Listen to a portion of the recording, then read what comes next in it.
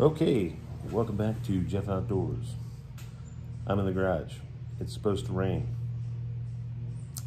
And yesterday, I had a slight accident. So I am somewhat limited in projects for the next few days, maybe a week. I don't know. It was a pretty bad cut. A drill, I'm drilling a screw, and the bit, you ever get a bit on a screw it kind of wobbles on you, but you can still push and get it in. It might not fit perfectly. That happened to me.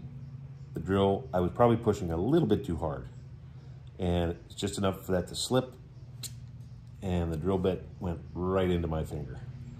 I thought I was going to have to maybe go down to the urgent care, but I flushed it out real good, and a little bit of hydrogen peroxide. I let it dry, clamped it down, got the bleeding stopped, hand above the heart, above the heart for the bleeding. And that was yesterday, late afternoon, and it's looking pretty good, but it's it's a pretty good wound. Anyways, I don't know how well you can see that. It's looking okay, but I'm definitely down.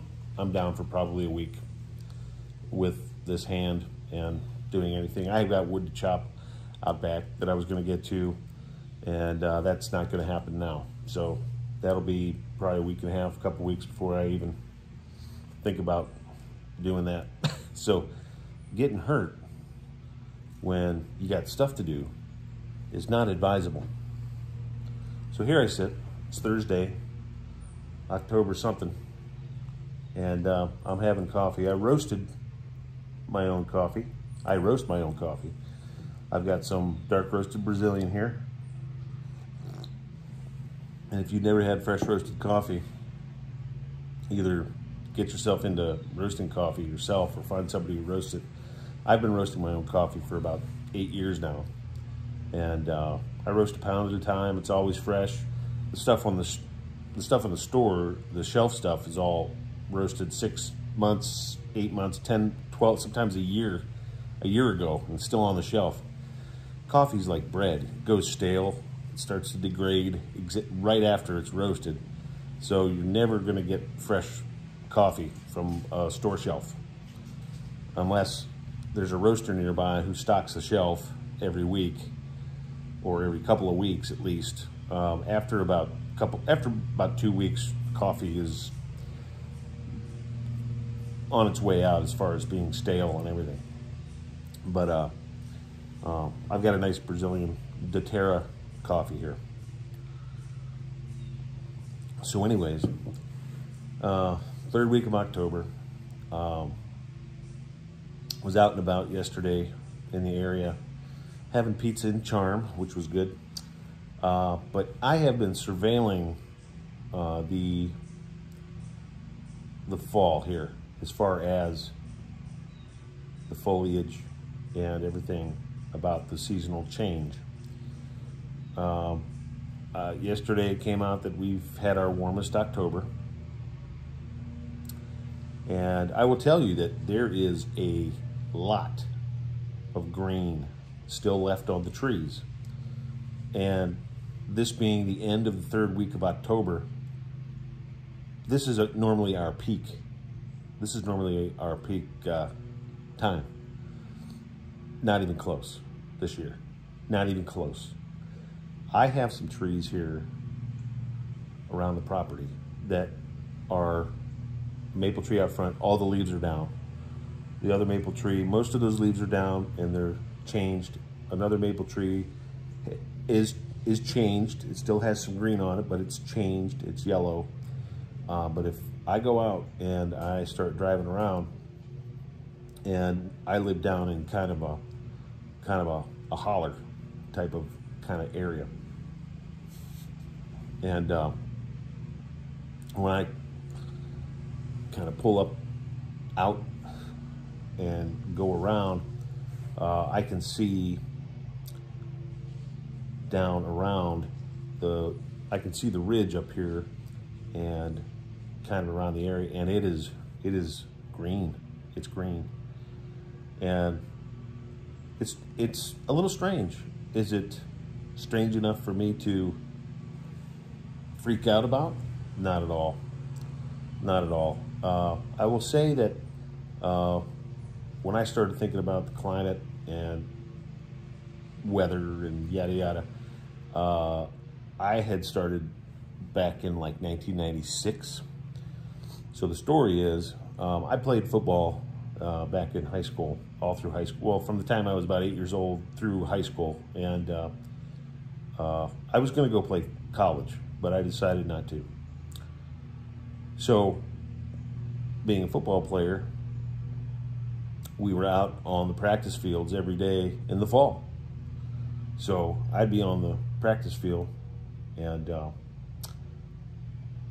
you're out there kind of, you know, in between plays or something, you just kind of look at the trees, and you start seeing the leaves changing color and everything. So 1996, I'm out there, and I'm looking at the leaves, and I'm going, gee, the leaves look a little strange as far as when we're supposed to have this changeover with the leaves changing color.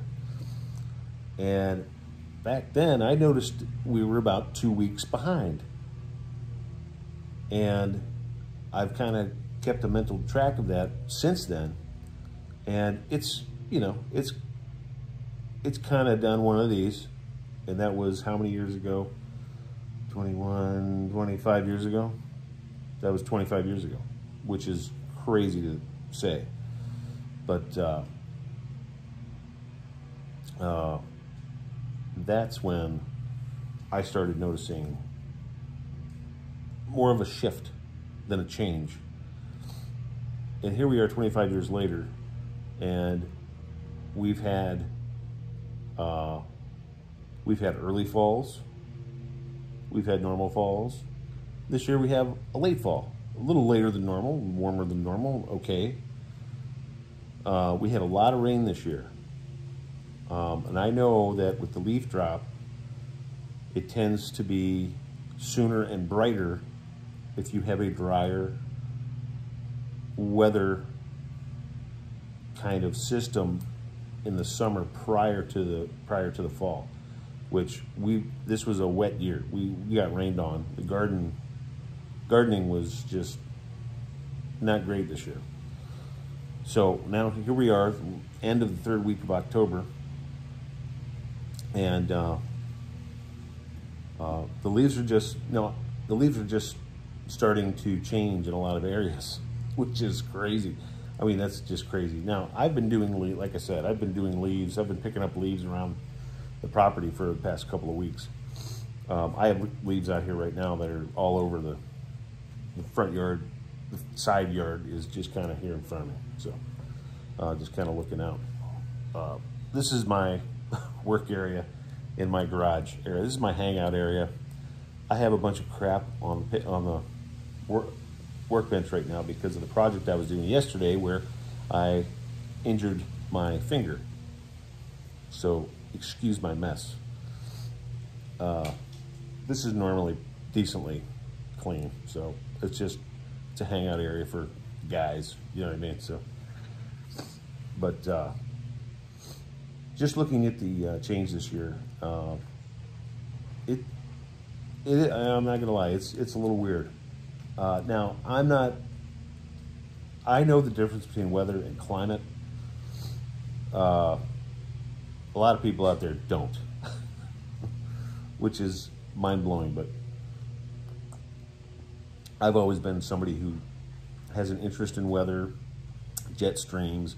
I have my own little weather system here at the house that I watch, and I check wind speeds, humidity, temperature, the barometric pressure. I mean, on and on and on. I'm always on the National Weather Service site looking up even things, their meter measurements, yada, yada, yada, yada.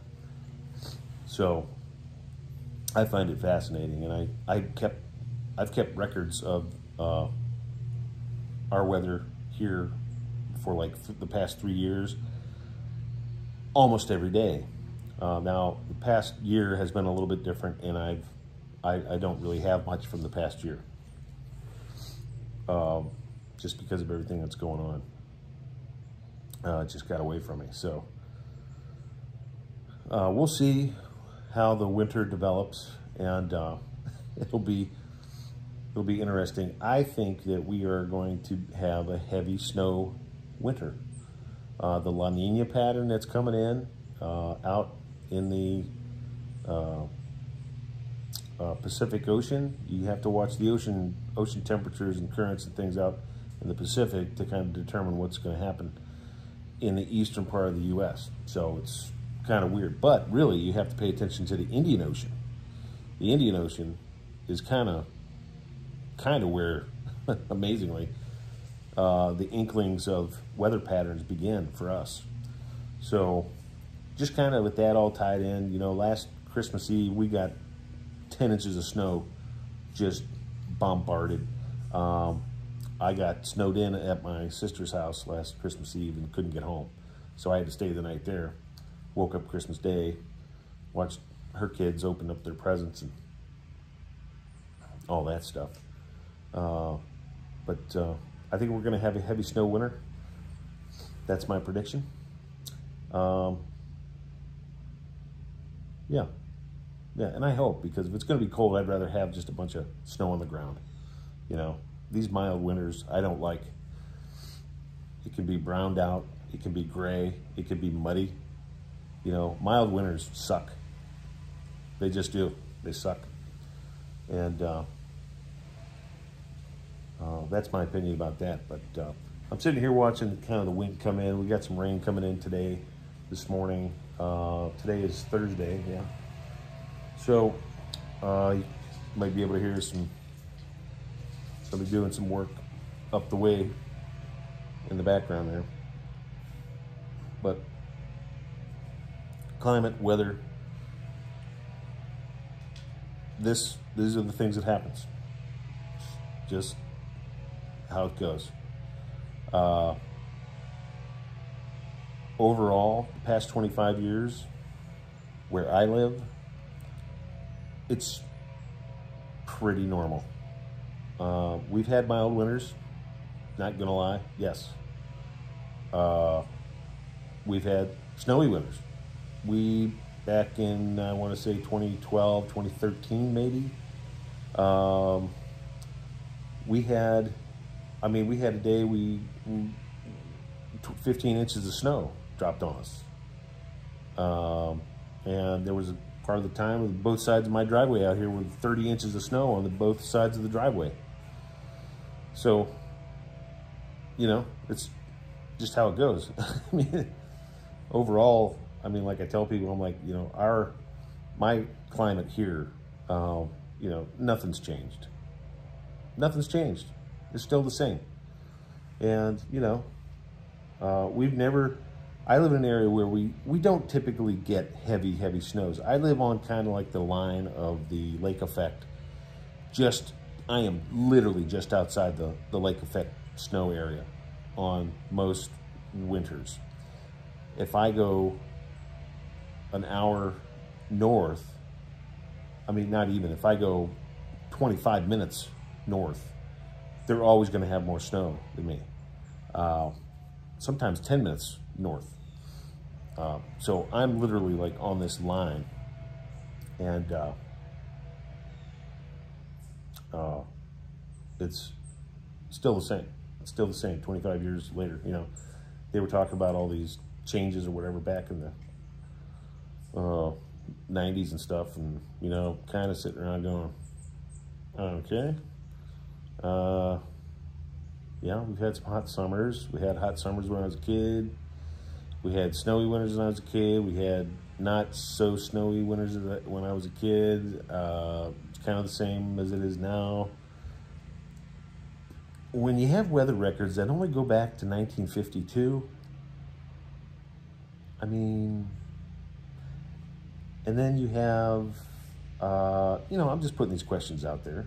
I'm not, you know, I'm not a scientist, but I am outside all the time since I was 5 years old, right?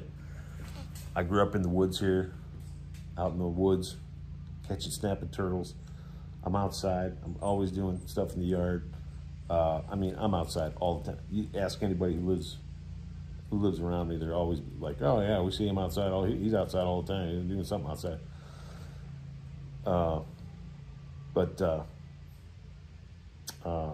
Even when you look at like temperature, if you look at the graph, if you go online, do some research, you see that temperature leads on the graph before CO2. So CO2 doesn't determine temperature. Temperature goes before CO2. That's readily available information that you can find online today. You know, I mean, whatever. I'm just telling you my area, my view, my experience. And that is for the past 25 years, past 35 years, you know, nothing's changed here, man. I mean, it's like this. Just that, you know, there are, you know, whatever. So it's October, and right now, getting ready for maple season, actually. You can see this maple leaf here. The project yesterday was I was putting up the sugar shack, which I think this year is going to be the maple syrup finishing house. I built a wood evaporator, which, weather depending, I'll be getting out and doing my main boil on. So more on that as we get into February, March. Really excited. Got some more trees to tap this year. I think it's going to be fun. So we'll see how that goes. If you want to get into maple syrup yourself and you have questions, feel free. Drop a question in the comments, and I will provide some feedback to the best of my ability. Appreciate you liking, thumbs up, subscribing, all that stuff. I really do. We hit 100 subscribers just a little bit ago. I've been meaning to kind of get it out there and say thank you for subscribing. And wow, like that's awesome. Like 100 subscribers. You know, I like this channel to kind of be easygoing. I post things kind of as the events present themselves. And I don't make doing YouTube stressful for myself. I make videos when it's convenient for me and I'm relaxed and I have time and the environment is conducive to doing so. So today is one of those days. I'm drinking coffee. I'm in my work area here. I'm watching the leaves. About to get some rain coming in. Very relaxed morning. And while I heal up from my finger injury, I'll keep you posted on how that's going. What an ordeal.